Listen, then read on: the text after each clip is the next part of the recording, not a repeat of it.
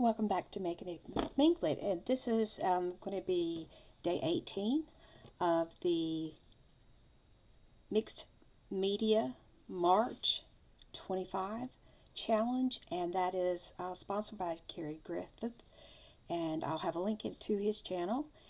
This is my base page. This is the next page in my journal. I took it out and I've sewn around it, so I've already got this little flap right here.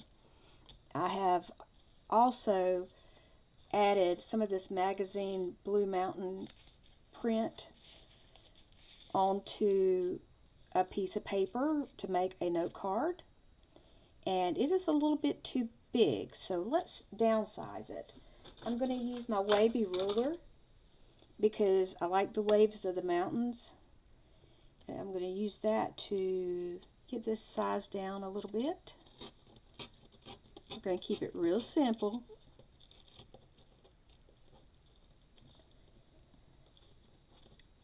I say real simple about the time it gets stubborn and don't want to move.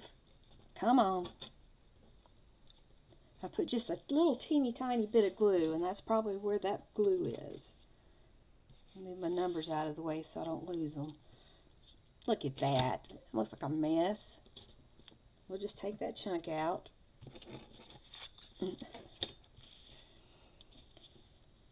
Not going for perfection, because perfection is definitely overrated.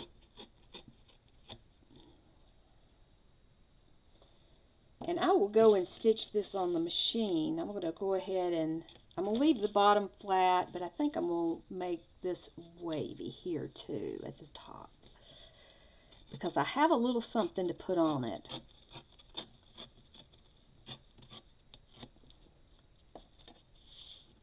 There, I like that.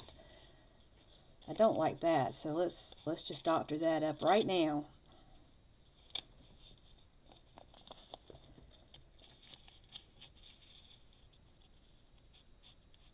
That came out of a magazine that I picked up when we were in the mountains over our anniversary weekend. Alright, and I have stamped out on the gel plate, I did some numbers, and I have a 1 and an 8, so let's get those on there for the 18th of March.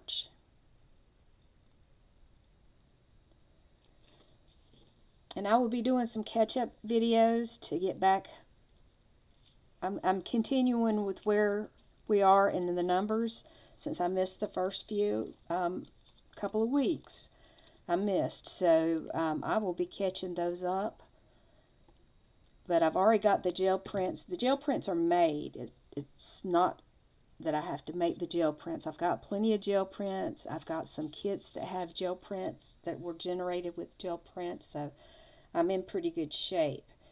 Now, my other idea for this is, when I was looking at the colors on this gel plate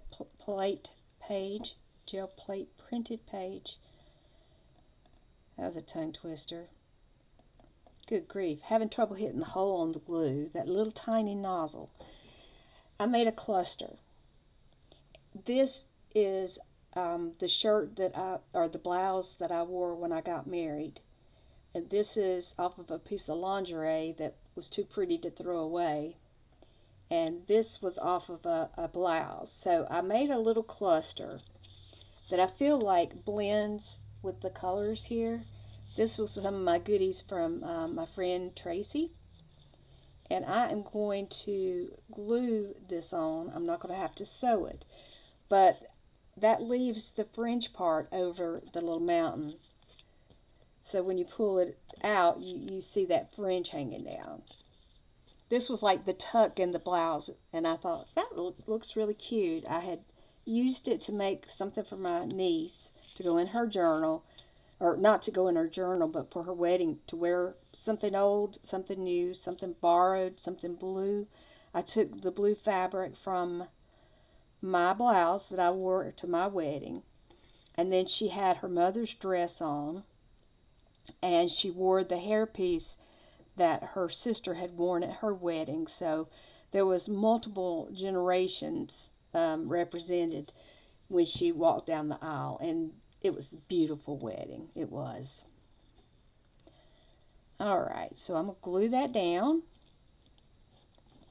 And give me just a moment. I'm going to pause it, and then I'm going to come back and I'll show you how this looks after it has its stitching on it.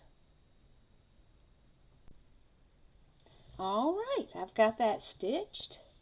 And I just did a little zigzag stitch. That's what I use most of the time when I'm doing paper. And my reasoning for that is I find that when I do different types of paper, the zigzag stitch does not pull the paper as tight, so you're less likely to get a lot of holes. An example is I was using a smaller stitch on this right here, and you see it did punch some pretty obvious holes. And I don't have a problem with the holes being there. But there you have it. That's day 18. And I will link Carrie the Crafter's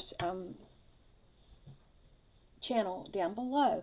So until I see you again, be well, my friends. And if you like this video, give me a thumbs up. And if you want to leave a comment, that's always appreciated. It helps me know what I'm doing right, what I could do better. And I'm grateful for those comments. Thank you so much. Bye-bye.